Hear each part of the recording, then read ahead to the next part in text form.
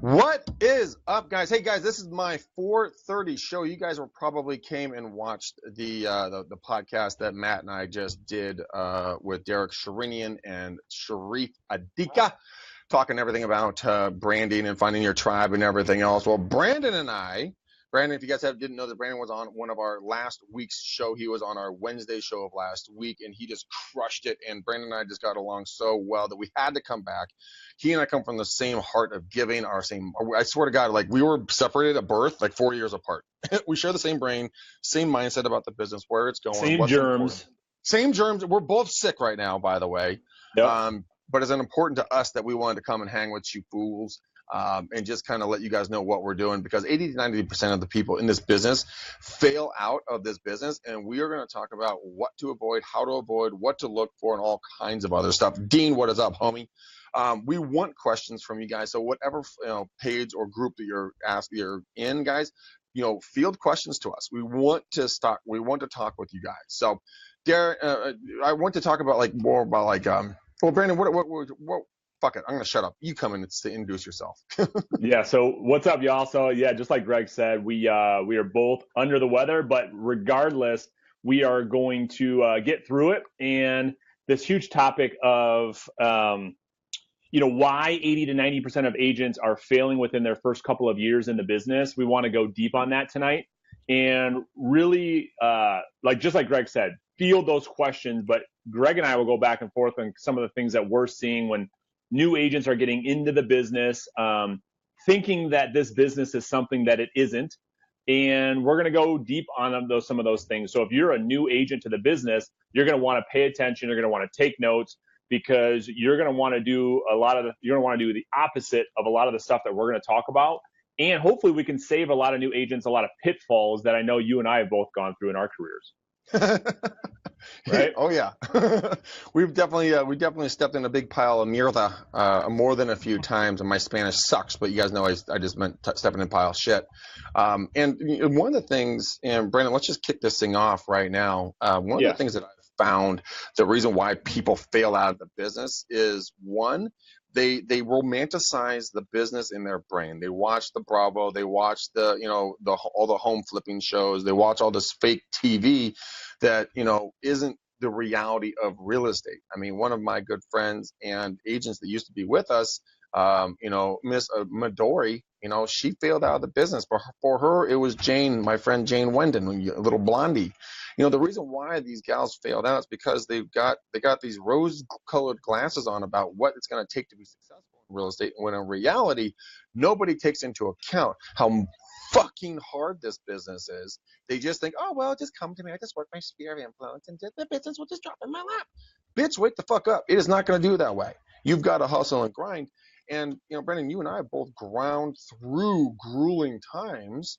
I mean, guys, if you haven't watched his show, go back and watch his episode. He sold over 100 homes his first year in the business. Epically awesome. Absolute rock star. But, I mean, let's talk about the people who didn't have that ability to sell 100 homes. I mean, Brandon, walk me through what you're seeing on your side when people romanticize the business and then just fall apart. Yeah, so I think you hit it. I mean, that's really where I start with this conversation. People by the thousands are running into real estate because of these stupid, I shouldn't say they're stupid shows. Maybe you like the shows, but I think they're setting our agents up for, let me see what we're calling me. Let me decline that. These shows like the $1 Million Listing Agent or whatever the case may be on Bravo, it is setting agents up for failure day one. People think they go take a test and there's a Ferrari sitting outside when they pass their exam. That is just not the case. And so I think we owe it, leaders in the industry, brokers in the industry, we owe it to people that are looking to get into real estate with setting good expectations. You know what I mean? I think, people think this. Here's what I see, Greg. I see agents getting into business think that it's going to be tons of freedom, tons of flexibility, really easy to make money, no boss, no accountability, no systems, no processes. And it's just the opposite. People are leaving their W-2 jobs to come into real estate thinking that it's something that it's not, just to go back to the job that they hated 18 months ago. They totally are, because they don't understand. They don't put the savings into place so they can work just 6 to 8 months. Because guys, getting into this business, 6 to 8 months is the minimum when you really are going to start to see the efforts of your hard work pay off. So many people get in. I've had to, well, you, Brendan, you're going to get a kick out of this. I talk to a lot of people and they're like, well, Greg, I'm just really ticked off. I'm like, well, agent so-and-so, why are you ticked off? Well, I'm just not seeing the results from my effort. I'm like, okay, how long have you been doing it? Like a week. I'm like, a week? Are you Yeah, shitting me? Oh my I know. God, man. I mean, it is the mindset that screws with people, and then when they get into it, then like right now, I took a new agent onto my team. His name Jackson, young guy, 24 years old. I came in and he came in to talk to me about prospecting in my brokerage and kind of tips and tricks. And he did join my team, but I put him on a provision state and time for 6 months. He needs to be doing a deal a month here in the next 2 months, or he's gone, because he's going to do the things that are super ugly, super brutal, super unsexy, that's going to be responsible for his success. And I tried to talk him out of joining my team. I really tried to talk him out of joining my team. But dude, right as of this recording right now, homeboy is out door knocking in the heat. Dude, that's huge, dude. And you nailed it, man. Like we need to talk people out of getting into this business and set really good expectations. And if they still want to come into it after we've set those good expectations, that's where it all starts. If people are down after that and they know what the real deal is, well, I think that's a great place to start. And one of the things that I like to talk about, Greg, with people getting into the business is you are a lead generation marketer first, then you are a real estate practitioner second. And people don't understand that. When I start to have conversations with people getting into the business and I say, okay, well, what is your plan to get new clients? Or what is your marketing strategy? Or what's your lead generation strategy?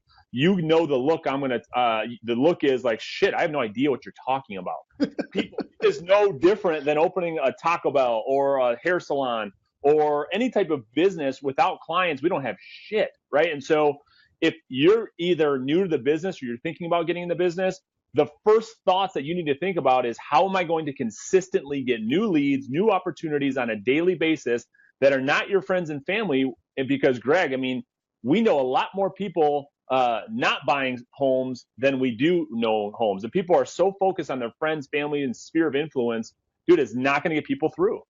No, I It's mean, not going to help. They need more than that. yeah, they absolutely need more than that. I talk to a lot of people. They're like, well, I'm just gonna work my sphere. And I'm like, okay, how many people are in your sphere? Oh, like 50 or something. I'm like, you're fucked. First Yeah, off, you're fucked. and the thing about doing outbound prospecting is sitting your butt down into a chair, or going outdoor knocking, or doing the networking, or doing the social media, or doing the videos, or doing a combination of all of those, is that you've got to continually feel that sphere of influence, fill that pipeline, fill that database with new prospects that are willing to do something down the road, because the people you talk to today are the people you're going to be doing business with tomorrow. And it's going to be a cycle of about 90 days is when you meet someone. If they're active, in about 90 days, you'll be getting paid on what they're going to be doing, either buying or selling. People don't understand that, and they'll do the prospecting for a couple of days, literally, and then they'll get stopped. They'll do the shiny lure, the shiny object syndrome, and go, oh, buyer, oh, seller, listing appointment. But you have to custom build your day. I mean, Brandon, how many hours a day do you do prospecting back when you were in full production? Because I know that you're transitioning, you're building a team, I'm building an additional team. 4 to 6 hours a day. Say that again. 4 to 6 hours, 6 days a week. Wow. And for years, I'm not talking about 2 weeks or 3 months or 6 months, for literally 5, 6 years straight, day in and day out, the mundane, unsexy, the most boring shit ever. That's what it takes to succeed in this business. And if people aren't willing to do that, they've got to think really, really hard about leaving that cozy W-2 to $100,000 salary position where they get health benefits, because they think real estate's going to be sexy and there's no accountability. They need to think really hard about that before they get into this world. Yeah, I mean, because guys, it is a difficult thing. So, I mean, I think we've browbeat them enough on how hard the thing is. Let's talk about, because I want to showcase you, because I think you're just an epically awesome human being personally. Oh, thanks, Greg. You're not so bad yourself. Oh, thanks, Schnookums. So what I want to talk about is this. What was your mindset when you got in, and what did you do? So the 4 to 6 hours. So because maybe a few of the folks that are watching right now, they're going to watch it later. They didn't see your episode. So what did you do for those 4 to 6 hours to get your business going? And I'll show Yeah. you what I did when you're done.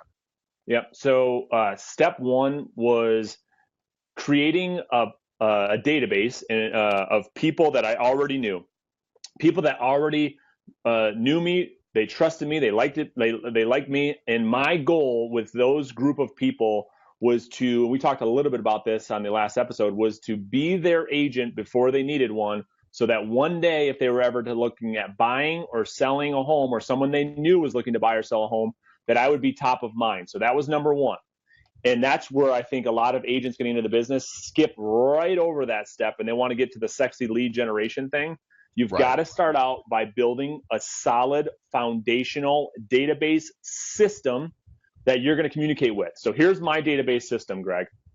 So my database system consists of 2 to 3 minute video email, educational based video that gets sent out to my entire database once a week. That's number one.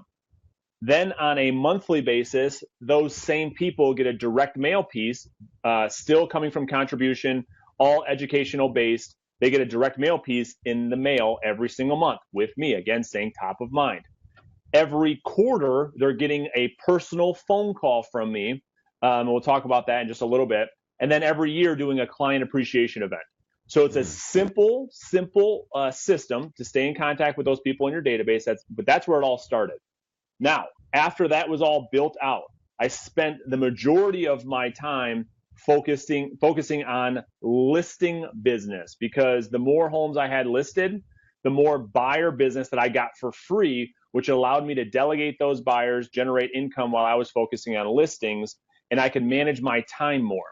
You know, if agents, my recommendation for agents is, if you're going to spend time, effort, money on anything at all from a lead generation perspective, it should be listing focused first, in my opinion. Leveraging your time, leveraging your money, and then building a listing business. So I was calling for sale by owners, expired listings, circle prospecting. I love ZBuyer. I'm a huge fan of ZBuyer leads. And so I was focusing on just 3 or 4 pillars, right? I didn't have a bunch of different lead generation things going on. There were 3 or 4 pillars, and I went deep, not wide on those things. So I focused very diligently on those things. And really, and it's still a struggle every day, the repetitious boredom, the unsexy stuff that nobody wants to see. I got people coming to shadow me all the time, and just them watching me make phone calls makes them literally sick. They're like, I can't fucking do that. You know what I mean? Like, like, if, most people on these salary jobs are like, I said, dude, just come hang out with me for a day. And then at the end of the day, if you still want to get into real estate, I think there'll be something to talk about. So, to your point, I mean, it's actions before outcomes. And I'm going to say that again, is actions, tons of it, massive actions before you start to see any outcomes. And I couldn't agree with you more. It's 3-6 months before you start to see any type of results in this business, if you actually put the time in up front. It could be a lot longer than that if you have no plan. So getting back on track, because I can get off on tangents a lot. It's okay. Business, focused on my database. Then I focus 4 or 5 hours a day on listing appointments. And if I didn't have a listing appointment, I came back to the office and I was calling again. You have to be a fanatical prospector, which is a great book, by the way. You have to be a fanatical prospector if you're going to generate the type of income that's going to support your family.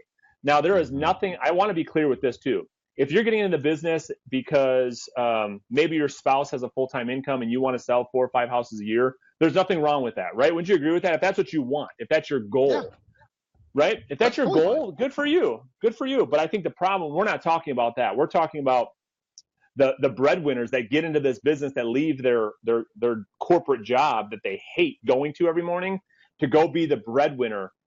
Those are the people that I want to help and support, and give them because there's such bullshit garbage going on out there and bad advice. And so I just want to give those people good advice and tell them the truth about what it takes to succeed. Yeah, that's the other thing. We want to talk about, good advice, bad advice. My girlfriend Lily, she's an agent over on the peninsula, and she's a newer agent. She has all these men and women whispering in their ear all the time, right? I think a Yeah. lot of agents where they go wrong is they listen to everybody's, opinion on things. Look, an opinion's like an asshole. Everybody's got one about something, right? Yep. And a lot of them are assholes. They stink and they're full of shit because they don't know what they're talking about. They can't be giving you misinformation, be telling you to do things that are not in your wheelhouse. So, like, I'm a video guy. Brandon's a video guy, right? We Yep. This is our medium. We're good here. But if you're not a video guy, don't do video. If you're good at writing, do writing. If you're good at audio, do audio. You know what? There are so many different mediums and ways for you to reach and touch and connect with your database and your sphere of influence and the people that are out and about in the general audience. Focus on what you're incredibly good at. Don't focus at what you're bad at and try to be great at it. You will waste your time and you'll be miserable at doing it. Yeah, that's a really, really good point, and that's actually great advice. I think you're spot on. I think too many times people are trying to become something that they're not. Be real, be authentic, and if you connect with, Greg's got a great methodology. Follow Greg. If you connect with another, coach or mentor out there that does business another way, go. I keep saying go deep, not wide. I think another mistake that I'm seeing is agents do a bunch of things half-assed, and they don't do any one, two, or three things great. And so they're spread so thin that their focus is all over the place, right? Because everyone's trying to sell real estate agents a bunch of shit. We've got to focus on one, two, or three things and become masters of them. 100%, guys. And, so Brendan, let's break that down so that it's very clear. And I got to, give a quick shout out to Joe. He's like, dude, quote, this should be the first video shown on the first day of licensing class. Thank you, guys. Dude, Joe, knuckles to you, homie. That is why Brandon and I are doing this when we're both not feeling well, is that we know that this information, Brandon's going to be coming on with me, more and more, guys, because we just love working together and we're going to love, communicating this information. But let's talk about, when people are, when they're starting to do real estate, right? And they're picking where they want to go. Let's lay down and pick out an ideal schedule, because I want to talk about a little bit about, time blocking and scheduling and prioritizing your day. A lot of the times, guys, our days can get away from us. Now, we can sit here and we can be really busy and don't do shit all damn day because our wheels are turning, but we're not touching the pavement. It comes down to doing the prospecting and protecting that time. Now, I know, Brandon, when you started and when I started, all I did in the first full year of me doing real estate, all I did was door knock for a year straight, 6 to 7 hours a day, 5 days a week for 12 months. I got really good at prospecting. A lot of you are thinking that things are just going to drop in your lap and it's just going to come to you whimsically, and it's going to be rainbows and sherbets and unicorns and dandelions and candy canes. Shit ain't going to fucking turn out that way. Okay, you're going to be broke and you're going to be in the breadlines if you think it's going to happen that direction. You have to hustle and grind on a daily basis, which means, like I said, protect your time blocking. So for me, and Brandon, I want to hear your thoughts on this. For me, every day, if I don't have anything in a time slot, that time slot, if it is blank, it is a prospecting time until I fill it with something else. And some days I'll do 5 hours of prospecting in a day. But every day from 4:30 to 5:30, I do my live prospecting calls. If none of you guys have seen that, follow me right now on Facebook. Follow Brandon on Facebook, guys, so you guys will see what we do when we go live. But I'll show you how doing cold calls is going to be easy and fun. Now, Brandon, what was something that you completely blocked out for your day that was unmovable? I don't care if aliens are landing and dinosaurs are eating people in the streets. You are making your prospecting calls. When was that time for you? Yep, that's exactly right. So it was 8 to 11. That was my first block. And you are so right. Until the agent community can make the correlation between time blocking their prospecting, which is by far undebatable, undisputed, the most important part of the day, until we make the direct correlation that time of the day is directly correlated with our family's future, until we connect those things, we will continue to allow things that don't matter to get in our way, because we like to take the path of least resistance. And so when we have the time blocked off in our calendars, mine was 8 to 11. That was the start of it. And to your point, if I had no appointments in the afternoon, my ass was back grinding in the afternoon, making more phone calls. It's all about trajectory. And, people don't correlate. Well, I can just skip a day here or skip a day there. Mm-mm. No, you cannot. No, you Mm-mm. cannot, because that will throw off where you will end up in 90 days from now, and Yep. 120 days from now, and a year from now, won't it? Yeah, 100%, guys. You miss one day, that could set you back 2 to 4 weeks, in your financial goals, because like, oh well, I Becky's in town. I'm going to go shopping with her, or Steve, my old college buddy's in town. I'm going to go show him San Francisco or something like that. You can go show him that, but do your fucking calls and do your prospecting before you go out the door and prioritize it, because if you don't, you're going to miss out 100% of the time. And there's a great book by Brian Tracy. It's called Eat That Frog. And Love what it. it talks about in Eat That Frog is doing the nasty thing first in the day. So if prospecting's your nasty thing, if follow-up's your nasty thing, if whatever else is your nasty thing, get it done first in the day before you do anything else. And then you can go out through the rest of the day, because you're not going to be afraid of it anymore. That horrible, nasty thing, done. You can go forward. So do calls at 9 o'clock. Go ahead, do calls for an hour or two right then and there. Dude, you don't need to be shopping at 9 a.m. Shit, let's be serious. And this is kind of crazy, but this is the truth. The truth is, I actually, through years of affirmations and through years of prospecting, it has actually become my favorite thing to do. And literally, it's all I want to do. All I want to do, believe it or not, all I want to do is make phone calls all fucking day. People don't believe me. I'm obsessed with it. If you guys have never heard of a guy, his name is Juan Martinez. He owns one of the largest Century 21 franchises in the country. And he talks about he got to the point in his business where he delegated everything off his business, and he was his own team's ISA, and he was the actual team leader. And that's my philosophy too. Like, nobody can call better than I can call. Like, I love making phone calls because I've attached that time to income, to my family's future, to my time freedom. I've attached those phone calls to the outcomes that I want out of my life. And that's why I'm obsessed with it now. And so one of my daily affirmations is, Greg, I love prospecting. I cannot wait to start making calls tomorrow. Right. Yeah. So like, that's my thing. And now I've been doing that for over a decade, and now it's real. I absolutely love calls. And I think this whole thing about dreading prospecting, like, we have to understand we are in the sales business. That is part of our job, is to prospect. And so you got to really think that through. Like, you are in the sales business, and so you got to fall in love with your craft. I believe what you and I do, Greg, is a craft. Just like a gymnast, just like a basketball player. What you and I do over the telephone or knocking doors is a craft, and we have to fall in love with it. Yeah, you totally have to. You have to fall in love with what you're doing. And guys, I'll be really brutally honest with you.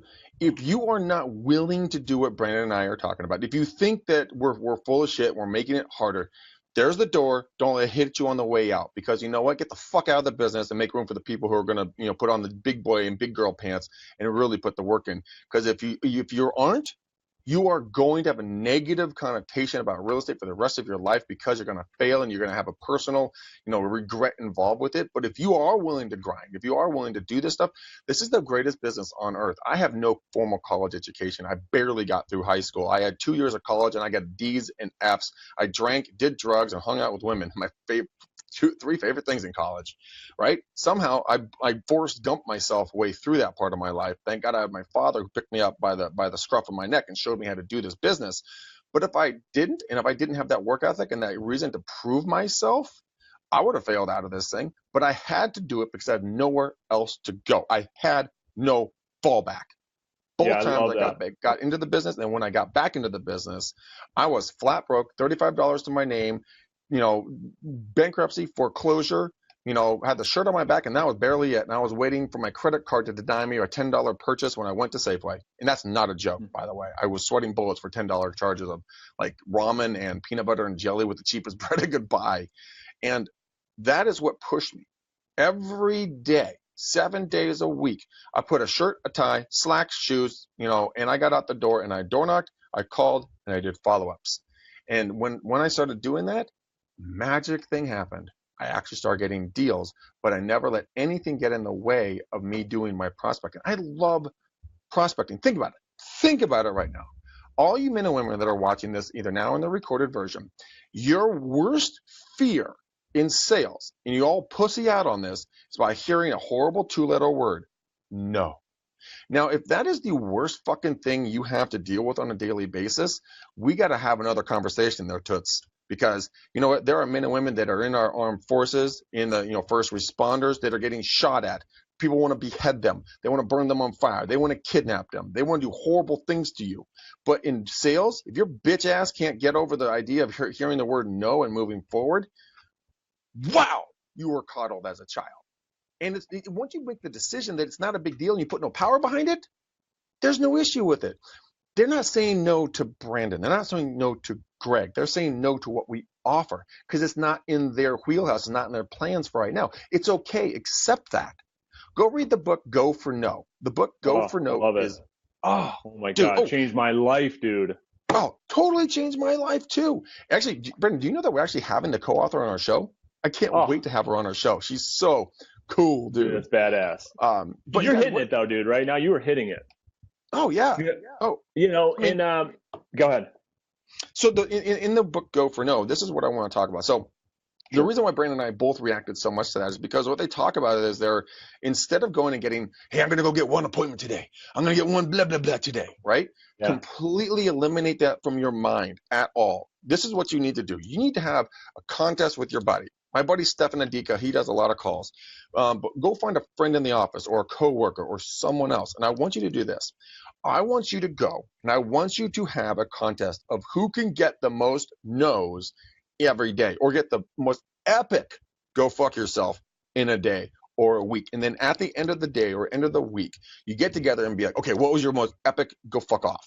Then you exchange stories. It's like battle stories. So instead of getting, the one yes, go for 25 no's every day. I guarantee you, if you go for 25 no's every single day, your business is going to do this.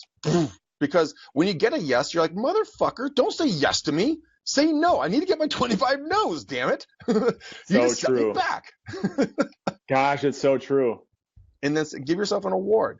The person who got the most appointments and the person who got the most rejections. I bet you anything, the person who gets the most appointments will be the person who gets the most rejections. It's funny how those correlate. I mean, it's a direct correlation. Yeah. How did it change your life? For me, I mean, you almost articulated it perfect. And what I was going to draw, I might even fucking try to do this, is on my whiteboard. You know what? I'm going to try to do this. Watch this. I'm going to do something cool for the audience tonight. All right, here's what I'm going to do, Greg. Ooh, nice. All right, watch this. The class is in session, people. This is real deal. Can you hear me, Greg? Yep. All right, I'm going to walk you through the life's pain pleasure pendulum. Okay, here's how it works. Everybody knows how a pendulum works. Can you see that? Okay, cool. On one side is pain. On the other side is pleasure. And here's how this is life's secret that I learned from Darren Hardy. He talks about this in The Compound Effect, which is another kick-ass book. And here's what he says. On this side is all things that are painful. Waking up early, prospecting, rejection, eating clean, all the things, working out, being a good spouse, and all the things that we associate pain with. On this side is wealth and health and happiness and vacations and all these things. Here's the problem, Greg. The problem is most people are only willing to go through a little bit of pain. So what does a pendulum do? When they're only willing to go through a little bit of pain, they can only get a little bit of pleasure. And they live in this world like this. Little bit of pain, little bit of pleasure. Well, here's the cool thing about the pain pendulum. We have direct control over how much pain we're willing to put ourselves in. And here's with real estate sales, for the audience watching, this is what's so cool about this. You have a direct control over how much pain and prospecting you put yourself through on a daily basis. So naturally, when you push this pendulum way over on this side, when you prospect every day and you wake up early every day and you do the things that are painful and you role play and you put yourself in uncomfortable situations where you're failing over and over and over and over and over again, the pendulum swings way back over here, and that is how you reach ultimate success. So I cannot agree with you more on that. The thing is that I love about that is not only is that 100,000% true, but when Darren actually did that in his book, he started doing real estate actually up here next to me in Alameda County, which is our neighboring county, where his mom was a real estate agent. He was this pompous little dipshit little kid, and he went out to a seminar. And he talked to the seminar leader. He took the person to lunch. He said, "How do I be successful?" The guy goes, "Go fail." Darren's like, no, you misunderstood the question, sir. I said, "How can I be successful?" He's like, "Yeah, I want you to fail as big and as often as possible. I want you to go out and do for sale by owners, expireds, circle prospecting, doors and calls on a daily basis. I want you to get 50 no's every single day." Darren did that, and within the first, I think, quarter, he was number one in his office. First year is number one in the county, because every day he went out and he had a goal to be rejected 50 times, and he put a little mark in the box where he knew he would be rejected. And he didn't take it, he didn't back off of it because it was gonna be difficult, it's too hot, they're gonna say no to me. He gave zero fucks about any of that, and he went and just took the bull by the horns and made it happen in his success. And like you said, in the pendulum swing, as much pain as you're willing to tolerate will be as much success you get in equal proportion. So if you want to do just a little bit of prospecting, you're just going to get a little bit of success. If you want to do a ton of prospecting and just are ready to kill it, then you're going to see a ton of success. And that happens every time. Equal swing. And that's the thing that we have to trust the process. You cannot mess with the pendulum. It happens every time. So just like Greg said, I mean, you only put in a little bit of prospecting and you're not getting results, and you say, dude, prospecting doesn't work. No, you didn't trust the process. Put yourself through more pain, more rejection. Those who are willing to fail more than others will reach the futures that we want for ourselves. You know what I mean? Like, we have to consistently put ourselves in that position every single day to get the results that we want. The only challenge, Greg, is it doesn't happen overnight, does it? No, it really doesn't. That's where a lot of people get frustrated with the process. And they're like, well, it's not working, so I don't see any success, so I'm going to stop.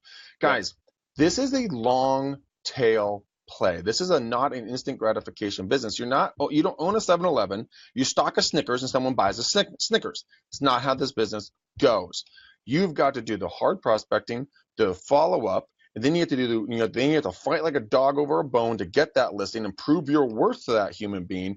And then you've got to hustle and grind and market that thing like a master, and then negotiate it to a close. It's never an easy step, guys. And you're only good as your last sale. Yeah. As much as we think we're God's gift to sales, we're honestly, most of the time, we're not. And it's when you get comfortable, you need to get scared. Because that is where someone else is going to come up and bite you in the ass, because someone is gunning for you.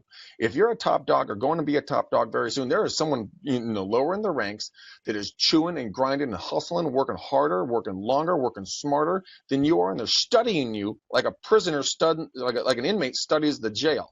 They're looking for the cracks in your armor. They're looking the ways that you're not becoming the best. And what Gary Vee has talked about when I saw him last week in Salt Lake City is the fact that if you don't keep your hustle up, you're going to be passed up. If you take a full weekend off, someone else didn't.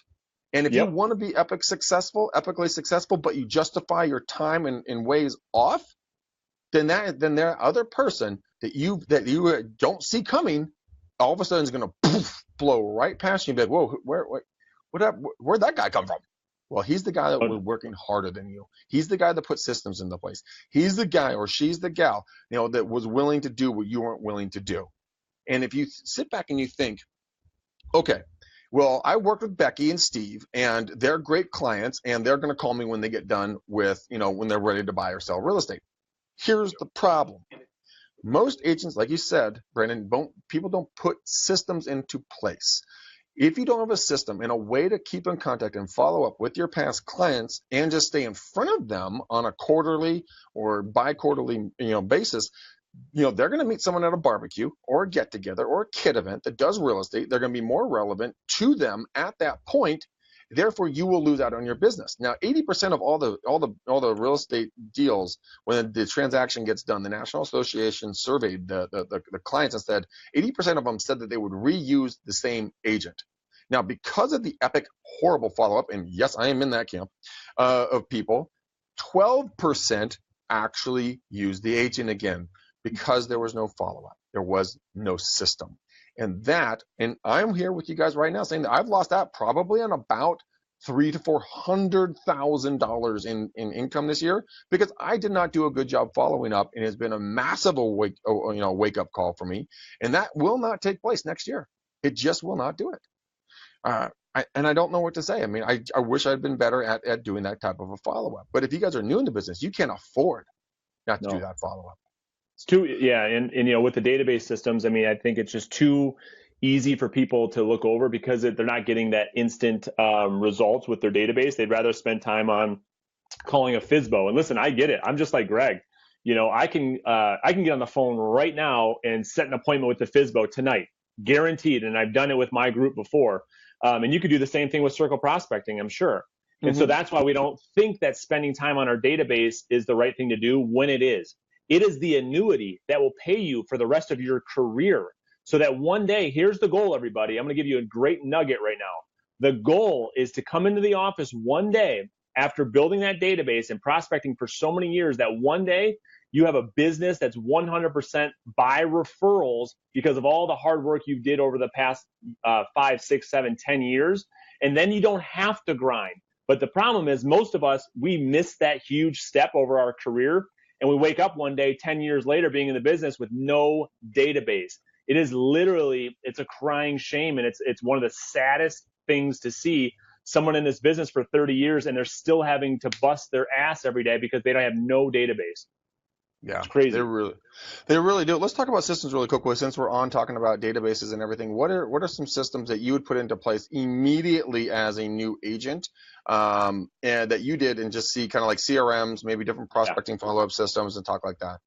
All right. So I got my CRM. Listen, there's so many CRMs. So the best CRM to use is the one you're going to fucking use. That's the best one. But I use Exact Contact CRM.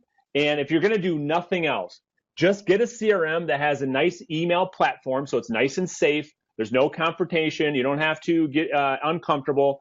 And send your database an educational-based email once a week. And I prefer to do video because it's so much more impactful. But if you're uncomfortable doing video and you say, I don't know what to fucking say, I don't know what to do, you can go to my YouTube channel and you can see a laundry list of different videos that I send to my database. But Greg, it's super simple, right? We get questions every single day from buyers and sellers. What's an EMD? How does an EMD work? How much is the minimum down payment on FHA? We get all these questions every single day. All that I did was I repurposed that content and those questions. I recorded a 2 to 3 minute video and I sent that out to my audience being my database. And I was their agent until they needed one because I was in the front of them in their inbox with a valuable piece of content that they liked through video once a week. And as soon as these people either need to buy or sell, or they know somebody looking to buy or sell, they contact me immediately. So if you're a new agent, that is so simple to do. Maybe you have, and there's an easy way to get all the email addresses right off your Facebook page. It's super easy. Just YouTube it if you don't know how. It's really easy. And all of us have 500, 600, 700 friends. That is your database from day one. And all of these CRMs, I would recommend just doing one email a week, educational based, and you're not selling them anything. You're giving, and you're going to do that once a week. You will be shocked at the results that you get. So that's what I would recommend from day one. Okay, guys, and here's an idea. If you don't know where to get ideas to do videos, that we were talking about, go to realtytimes.com. I'll see if I'll grab the link and put it in this chat session here for you guys. But realtytimes.com is an information aggregator where you can go to the consumer advice tab, drop down, and there'll be 6 different options that you can pick and read articles from. They're like 1 to 2 pages long, just super short. Pick the article that you find interesting. Do a video. If you want to do it as much as this, do a video every day for 6 days, every week. Give them a day off of you. Trust me, they're going to need a day off from seeing your ass. But if you do information, based selling. Say, hey guys, this is Greg McDaniel with the McDaniel Callahan Real Estate Team. Hey, I found a great article today on Realty Times. It's talking about the 7 things to do prior to getting your home ready to sell. Let's go over them together. Blah. You barf them out, and then you come back and say, hey guys, this is Greg McDaniel with the McDaniel Callahan Real Estate Team. If you have any questions about this article or about real estate in the area, give me a call. My number is 925-915-1978. The next video will be coming to you tomorrow about blah, right? And that's all you do, and you do that 1, 3, 5, 6 times a week. You don't have to overthink it. You can go out and get the content. It's for free. It's easy. And it's okay to say you got the article from Realty Times. Give them credit. Shit, right? Tell them who the author is. You don't have to be the knowledge expert. All you have to be is the conveyor of the knowledge to the public. That's all they care about. They don't want to hunt and peck. Such a great point, dude. Yeah, people try to think, well, I have to be the expert in the market. No, you fucking don't. You just need to be the person bringing the information to the people. And there's tons of things. Go to CNBC, go to CNN, go to money.com, go to all these different areas. Talk about things that are relevant to people in their homes. I don't care if you're working in the slums or if you're working in Bel Air. They put their pants on one leg at a time. They're a human being. They want to know what their investment's worth, and they're not in the real estate for the most part, so they're looking to someone that has knowledge. And doing this stuff, guys, it is actually really fun. You get a lot of people that will respond to you. I have multiple listings right now that are directly from doing these types of videos and doing the podcast and everything else. They'll reach out and they'll say, and you won't know they're there, by the way. They'll lurk in the shadows and be a voyeur, but then they'll watch your content and they'll be like, hey, Brandon, I've been watching you for a while, man, and I really like your articles, and I think you're really techie, and I think you're the right guy that could sell my house. Happens all the time. It happens all the time. Yeah, dude. So if you're a new agent, listen, you guys, take action on that. That is so easy to do, to go out and get a $30 a month CRM, make a simple email in a video, embed it right in the email. It's super, super easy, and hit send. And the 700 people that you're friends with the emails that you have, they will respond to that, and you will be amazed at how they respond. I'm going to give Frank, I'm going to give Frank a little shout out too, Klezes, just because Viral Marketing is a great company that will do all of that for you. So if you've got a small budget, they'll do the whole thing for you. So it's a great, that's another great resource to check out if you're new in the business. Just go to viralmarketing.com. Yeah, Viral Marketing, guys. Brendan's been a client. I've been a client since 2014. Something that they're offering now is unlimited editing. So if you want to do little videos about your local area, about local shops, or if you wanted to do something, that you want to get your nice glam on it, well, they'll send out 2 videos a month to your database and send you the click reports and everything. And they are not paying us to talk about it. We're just happy clients of their system. Then you can do you can do a lot more videos with them and get your stuff put in front of other folks. Let's talk about education. Yeah. You want to talk about education, or is there questions in the group you want to jump into? What do you want to do? Let's see here. Kind of great for business. Let's see here. No, I don't see them coming through. Also, my feed is a little wonky. Okay. Let's talk about Actually, let's talk about picking a farm, and then we'll talk about education. Awesome. So do you want to jump into picking a farm, or do you want me to take this and run with it for a minute? Yeah, I'll just go quickly, and then you run with it. But, picking a farm area, I think keeping it high level, and then you can get into some depths and some details. But picking a farm, I think most agents fall victim to picking the neighborhood they just live in. That is not picking a farm. You've got to be more strategic in picking your farm. Are you going to get into turnover rates and all that stuff in just a minute? Are you going to? Yeah, okay. So go ahead and run with it, and I'll jump in too. So guys, when you pick a farm, you need to actually not pick one farm. You need to pick 3 farms. Okay, you need to pick the low, the middle, and the high. Now, why do you pick the low, the middle, and the high? Because you're going to hedge yourself against a downturn in a marketplace. Now, there's going to be a downturn here coming pretty soon. Most of the agents I know, they want to sell into luxury marketplaces because they think that's where they're going to make all their money. When in reality, you need to look at where the median price is and sell there or slightly below because, well, for multiple reasons. But here's how you pick them. The low, the medium, high is like this. They don't need to be next to each other in any way, shape, or form. They can be in different cities, different counties. They can be wherever the hell they're going to be, right? But your low income, your beginner household is for those first time home buyers, or for those folks that have not been financially blessed as some other folks, unfortunately. They are still want to buy and sell real estate. They still want to have the American dream of owning the home. So you pick your beginner or low income, then you pick your middle, because your beginner is going to buy up at some point into your middle income, and at some point your middle income is going to move into your luxury. These three things, frog jump all over each other, because the low goes into the middle goes into the high. Now the high is then going to go buy back down into the low or middle for investment purposes, and eventually sometime this high is going to move back down into the middle, because they don't need the big shiny house anymore. But that middle is always trying to go to the high, and the low is trying to go to the middle. It's a shell game. They always keep moving around together. And whenever a market takes a downturn in some way, shape, or form, you're going to be protected, because that high stuff, guys, we have a $5 million listing on that board back there. Crickets on interest, because at that level of altitude of, when it comes to income, the air is very thin up there. Don't go for the crown jewel listings like that. Go for the ones that sell, guys. Go for our model is this. We don't list homes, we sell homes. And a lot of people are like, well, I got all this $10 million listing, this, that amount of listing. Who gives a fuck? Go have a good one. Give me 5 $1 million listings all day, every day, because those things will sell. So here are the three things you need to look at in each one of your marketplaces after you've identified, and make sure that they feed into each other. You need to look at turnover. You need to look at the domination of an agent or a team, and what the prices are doing.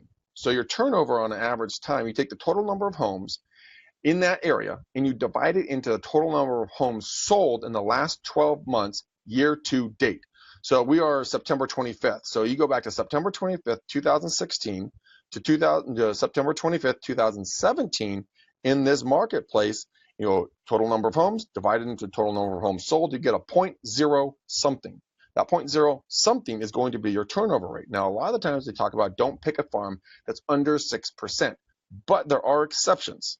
Because if you're in the super high, price point areas, $1 million and up, in most marketplaces around the country, guys, if you have like a 3 or 4% in that price point, that's fine, because again, the oxygen is much thinner up there. You can accept to have a lower turnover rate, but in the lower, more affordable price points, you need a higher turnover rate. That means they're just selling more.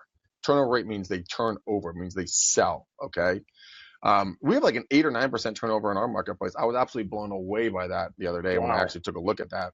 And then, okay, so you look at that, and then you look at, the domination of an agent or a team. Now, if an agent or a team has 12% or more in a marketplace, it might behoove you to move on to another marketplace, because they are dominant in there. And if you have a bunch of agents that have like onesie, twosie deals, that's a great opportunity to jump in and dominate that marketplace, because no one has claimed control of that area. And number 3 is, guys, look at the prices. Are they doing this? Are they doing this? Or are they doing this? If they're doing this, I don't know if you want to be working that as hard as you can.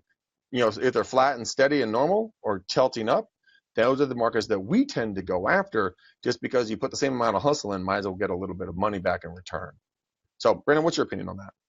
Yeah, so I agree. I'm going to get into some tactics on what I do in my farm areas to give some agents some specific takeaways. So after you've done everything Greg just kind of outlined, and you actually pick the perfect farm areas, number one, I think you have to understand, if you're going to get into farming, you have to be willing to invest in that farm. And I say invest, not spend, because it is an investment. And there is a return there as long as you play the game correctly. So here's what we do, right? So when you start a brand new farm, you've got to make a splash. So you've got to get something, you got to have to get a touch to these people at least once a week for the first probably for the first 2 or 3 months when you start a new farm area. Now, once you've established that area, here's just a couple of specific things that we do. So they're getting a direct mail piece in the mail every 3 weeks. What's in that direct mail piece? They're just getting their neighborhood statistics, the average days on market, what's happening in their neighborhood. That's what they want to see. Every time a home goes up for sale, you and I were all the same. We want to know what happened, how much did it sell for, how does it affect my home? Well, why don't we give the people what they want?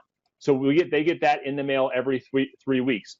Now, you need to also accompany that with 2 prospecting techniques. So you've got a direct mail piece. You need to add in your door knocking strategy and your circle prospecting strategy around that neighborhood. So that should happen on a daily basis. Now, moving forward, I'm going to go quickly. You need to start a private, or it doesn't need to be private. You need to start a Facebook group for your farm and start to get engagement, just like we're doing right now, Greg, with an agent of real estate agents, or a group of real estate agents. You need to do the same thing. I say, be the social mayor of your farm. And being the social mayor of the farm means bringing valuable content to the people that live in that area, right? So you talk about new restaurants that are opening. You can interview local business owners and bringing that content to that Facebook group. That's a huge one that I get a lot of engagement on. The local hotspot interview, that's what I call it. And then you want to do 2 or 3 events throughout the year. So you might want to sponsor a neighborhood garage sale. And now you're shaking hands and kissing babies and hugging people. And maybe you're grilling out some hamburgers or hot dogs with hosting that neighborhood garage sale. And you're the guy or you're the girl that everybody knows, because we've all been on the listing appointment where they say, well, everyone lists their home with so-and-so in this area. That's the agent that you want to become. Now, it takes time and it takes a lot of hard work. I don't believe, Greg, and I'd love to get your opinion on this, I don't believe that you can just write the check anymore. I think you've got to have some sweat equity too, not just the check equity. So a lot of people, when they start farming, they say, well, I'll just send a direct mail piece once a month and that's good enough. I don't think that's the case. No, those days have gone a long time ago. When Matt and I started the podcast, there was a lot of, I'm like, dude, okay, what we're going to do is we're just going to market the shit out of it. We're going to put ads out there and blah, blah, blah. It's like, no. We are going to bring content. We got to bring value, because you know what? A lot of no offense to any of you agents that have been in this for a long time. Look, I call my dad old because he's in his 60s, and some of you guys are older than the other rest of us. But that type of agent is going to cycle out when it comes to being all ads. If you can bombard your marketplace with value and in content like Brandon's talking about, then absolutely, doing what he's saying is going to make you become a dominant agent in that area. But it's not going to be overnight. It's going to take 12, 18, 24 months for you to really be hustling and grinding. But in the book by Gary Vee, it's the jab, jab, jab, jab, right hook type of thing. It's give, ask, right? Yep. And just people don't think of it. So you got me thinking, Brandon. I totally forgot about this, but like the neighborhood barbecue, awesome, right? We do something called spring dump your junk and spring cleaning. And I partner up with an e-waste company. I partner up with a trash dump company. I partner up with a charity. And what happens is people can come and dump all their crap around their house that they've stored up during spring, and they can dump e-waste, and they have to bring something down to donate to this this battered women's shelter called Shepherd's Gate that we work with. And we're able to we have DJs, and it's a big event. It's a lot of fun and it's something different, and you guys can really make a splash into your marketplace by doing something along those lines, because your other competitors aren't doing this. I guarantee you. Yep. But have fun with it. I mean, let's say besides barbecue, besides spring cleaning, just spitball with me. What's some other things that agents can do so they don't fail out in the first couple of months or first year? Yeah. Yep. So let's try to, maybe we end this. We've got 10 minutes or so left. Let's try and we'll go super tactical and leave some of the new agents with specific tactics. So I think that when you first get your license, so you pass the test, hooray, you passed your test, now you're a licensed real estate agent. I think the first thing that you should invest in is some type of video, some type of self-branded video that you're going to come out to the marketplace with for the first time ever. You're going to do the letter. You're going to do some of those other things later. But I would contact a local videographer, maybe spend $200 or $300, make an awesome, super professional, high energy video talking about, hey guys, if you haven't heard, I just passed my real estate exam. I'm looking forward to serving you guys in the future. I know I've got to earn your trust and your respect over time. Something along a script, something along the lines like that with high energy music. And that gets blasted out to your entire world the day that, or the month or so after you start. So you make a huge splash in the industry, or definitely in your social circle, because again, you're going to have a 3-prong approach. This is my takeaway, a 3-prong approach. Number one piece of advice is start with that database. Greg and I hammered that for the last hour. So you need a content database marketing strategy. So that includes a CRM. And then once you get the CRM and you've got all of your people put into that CRM, you need to figure out a way that you can consistently communicate with that database. Okay, there's a ton of different strategies out there. So that's your first pillar. Then your second pillar in your business is, okay, now I've got my database. That's going to handle my sphere. How am I going to get consistent lead flow in my business? Now, my recommendation is that is listing based. So the reason why it's much more inexpensive to prospect for seller leads than it is to go and do buyer lead generation on Zillow, Trulia, Realtor.com, whatever the case may be. It's a lot more inexpensive, and I think you get a higher return on your time when focusing on listings. And then once you start listing properties, your third prong approach, in my opinion, is the open house strategy. Yes. And so you can get so many leads from just those three pillars. My takeaway for tonight is if you're a new agent, focus on those three things, and I think you'll be just fine. Yeah, I couldn't agree with you guys, with you more on this one, guys. Open houses, if you don't have one, ask the top agents in your office, in your brokerage, for open houses on Saturdays and Sundays. You know, if you like doing open houses, do open houses every single day of the week. Find the homes that are vacant. Say, hey, Brandon, I know that you have 5 properties that don't have anyone. There's no, it's an empty house. Can I hold them open, you know, the 5 days throughout the week? Now, you guys might think I'm crazy, but who else is doing that? Right? You got to do what I call blue water hunting. If everyone's doing something in the red water where everybody's fighting over scraps, swim out of that, go to the blue water, the clear water, where you can make a statement for yourself and do something different. I know there's a guy, where is he? He's in Southern California or something, but he does open houses every single day. He works from someone else's house. All right. And 2 things take place. He puts a metric fuck ton of signs all over town, over town. And then you go, dude, get your seat, get your Wi-Fi, little hotspot. Dude, just do the work at this house. So what if you have 5 or 10 or 15 people come through? That's more than you would have met otherwise. And you need to hand out, if you're just starting right now, you need to hand out between 10 and 25 business cards every single day. If you do that simple thing, your business in 6 months will be more than you could ever imagine. Because a guy named Dick Ward I got to work with a number of years ago, coached under. He started right after World War II. He moved into the Midwest. He didn't know anyone, just got married. And this guy was uber successful. I'll tell you how much in a second. I said, well, Dick, how'd you get started? He said, well, Greg, I took 25 of these business cards and I wouldn't come home until I handed them all out. I'm like, that's a load of shit. So I'm like, okay, so how long did it take you? He's like, about 6 months. I'm like, okay, I'll bite. What was happening in 6 months? He's like, I was closing about 14 deals a month, had about that same amount in pending with a healthy pipeline. And I'm like, okay, now I'll pay attention. You're closing 14 deals a month from handing out fucking business cards before technology? Rotary phone was like leading tech at that point. And so I decided to ask him, like, okay, Dick, what was the most amount of deals you ever closed in a single year? He goes, 2,500 deals. I'm like, did you say 2,500 deals in 1 year? He's like, yeah. He also had a team of like 25 to 30 people at this point. But think about it. It all came from just handing out business cards. Guys, you do not need to be a master of scripts. You do not need to be a master of anything. What you need to do is have the balls to go hand this out and say, look, I'm a real estate professional. Here's my card. If I can ever help you, let me know. That tactic right there will keep you from failing out. But you have to have the huevos to do it. Big pair of brass balls. Pick up your skirt, grab your balls, go to work. If you don't know what to do, walk out the front door on Monday, turn left. Walk out the door on Tuesday, turn right.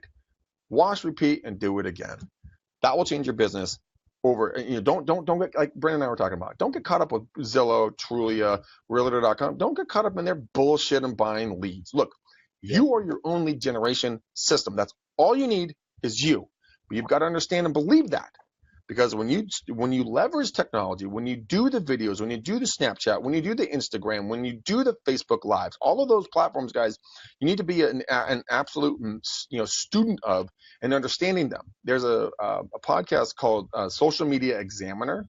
Guys, Social Media Examiner, they do a podcast. They do a live Friday show, and they do other shows. Sign up for the newsletter, their podcast, and anything else they have. Sign up for it if you want to get to know technology on a consistent basis.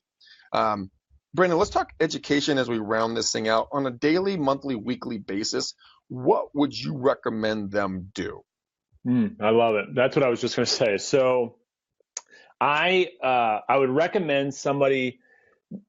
I know that most of us getting into the business, you can't afford to go and hire a coach for $1,000 or $2,000 a month. I understand that. So where to start? You start with things just like this. Go join all the free Facebook groups and all of the free podcasts out there. You know, stuff like you and Matt are doing, and there's so many amazing podcasts. Literally, I mean, I would actually venture off to say that there's a chance that I probably have gotten more from free podcasts than possibly paid coaching. Now, coaching is a different thing. It's all about accountability and different stuff. But Start educating yourself. When you put the kids to bed and you're laying in bed not doing shit, instead of watching Jeopardy, go to YouTube and just go listen to these podcasts. Greg, I don't know how many episodes you've done with top producing agents. I don't know. Fuck, how many you've done. But dude, that's where these agents need to start. So watch a podcast like Greg's. Watch Joshua Smith's podcast. Watch Greg Harrelson's podcast. There's a ton of them out there. There are people just like Greg and I that are doing the same thing that we're doing right now that has cost us 10, 12, 20 years in the business, hundreds of thousands of dollars to create, and we're giving it to everybody for free. So that's a great place to start. Then secondarily, I would say is, you know, find somebody who you want to model your business after and just do what they say. Don't reinvent shit. Just go find them, seek them out and say, just show me what to do, and then be coachable and do it. Don't ask questions. Don't think you know better. Just do what they say that you need to do and be coachable. Yeah, I couldn't agree with you more on that. The biggest thing is that both like you and I will spend time with anybody, you know, if they ask for my help. But the one thing I won't do is I won't go back and I won't help someone again if they don't take action on what I told them, because it's a waste of my time. I call it, you turn into an ask hole, you know, because you ask, and it goes in a big old hole. I'm stealing that. That's fucking great. Dude, you gotta steal it. Yeah, people are assholes, and it just goes down a tube, and it never comes back out. So, like Brandon was saying, be coachable, be vulnerable, be willing to not know everything, because the person you're talking to, you sought them out for a reason. Humble yourself and be like, look, I don't know shit about shit on this. I'm willing to do whatever it takes. And like, if you come back to me and say, okay, Greg, we talked about bank 1, 2, 3, 4, 5. These are my results that I got from 1, 2, 3, 4, 5. What's my next steps? I will spend a whole fucking day with you, because I'm like, okay, this dude's on it. This gal's on it. Let's make it happen. Let's work together. And as long as you're not an asshole and you're willing to educate yourself, I mean, there's 2 other really good podcasts. There is Super Agents Live with my boy Toby Salgado, and then there is, you know, Real Estate Today Radio. So again, it's Real Estate Today Radio. That's done by the National Association, professionally done. Phenomenal podcast about relevant time and issues and everything else that's going on in today's marketplace. And you can get great tips from that if you need to get and you need to learn about the business. But I mean, go to one or at least one seminar a year. Read a book a month on a minimum basis. If you don't like reading, go to audible.com and spend time becoming a student. Leaders are readers. End of story. Bill Gates, Steve Jobs, and multiple other, you know, ultra successful human beings. You know, Bill Gates was asked one thing. He said, Mr. Gates, what's one thing you wish you were better at? Or if you know, what's one thing you could do better? He's like, if I could be better at one thing, I wish I could read faster. And I'm like, well, at that time, the richest man on earth, all he wants to do is read faster. That should tell you something. Dude, that's so true. I mean, the more you learn, the more you earn. You know Eric Pearson? Yeah, I know that name. Why? So he had he did a podcast with Jeff Cohn. I know you know Jeff. Oh yeah. Yeah, and so because of podcasts and because of self-education and reading and educating himself, what took, I think he said 10 years to get to 100 million with his team. It took Eric Pearson like 2 years from never being in the business before because of shit like this. And so I guess our point to the group is the more you earn, or the more that you learn, the more that you earn. And so in the downtimes when you're going to bed or whatever the case may be, fill it up. Just fill it up with all this free content that's out there, and you can knock off years from the learning curve. Yeah, there's actually my buddy. There's this book. I got it right here. By the way, my desk is an absolute disaster. Re-Succeed by James Colburn. Guys, this book right here will talk about, and we're going to start going through this with James, and it's going to talk about your 5-minute nightly ritual that you can do, like you were saying, Brendan, like at night. You can go through certain small things, and you're able to being able to have your mind work for you in the evening times when you're sleeping and working through different problems and everything else.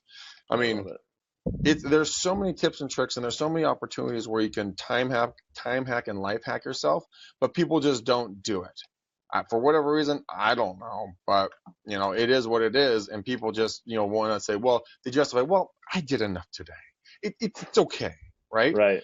But if you have that why, if you have that reason, if you have that drive to be better than Bob over at Remax or any other fucking brokerage, if you want to be the best of the best, then you have to do what the best of the best do. People always want to be a beast until they have to do what a beast does. And that's some gnarly, dirty shit. That's not all glitz and glam and beautiful. You're not going to be in the spotlight all the time. You're going to be in the trenches. You're going to be up to here in mud. You're going to have horrible days. You're going to have clients that bail on you. You're going to have clients that work with other people. You're going to, have, deception and loss in your life. Look, deal with it, princess. It's what you call life. And as soon as you get over it and you're willing to move through it, beautiful things, incredible things are going to start taking place in your life. Love it, dude. So Brendan, you've heard of the Asphalt University, right? No, I haven't. So a study was done a number of years ago, and they stated the fact that the average commute is 25 minutes to work, 25 minutes from work, right? Yeah. And they said that if you were to take a subject, let's say negotiations or sales or whatever else, let's just do negotiations. If you read every book you could get your hand on for 12 months, and that when I mean read, I mean listen to it driving to work for 25 minutes home. At the end of 12 months, you'd have the equivalency of a PhD in that subject matter. And that's just the time that you're killed in the commute. So what if, guys, we're real estate agents, right? What if when you're going to showings, working with buyers, they're following you, or when you're driving to work or from work, what if you could put that on steroids and double down? Let's say do that, like you could basically double it and do it in 6 months, but you really do it for a year. And in the next 5 years, what are your next 5 PhDs going to be in? I mean, it's so true. I call that automobile university. It's so funny you bring that up. I didn't know about that study, but yeah, I call it with my agents and my students, automobile university. Double down on the intake of information, dude, and you will exponentially grow. It's just crazy. So what a good point.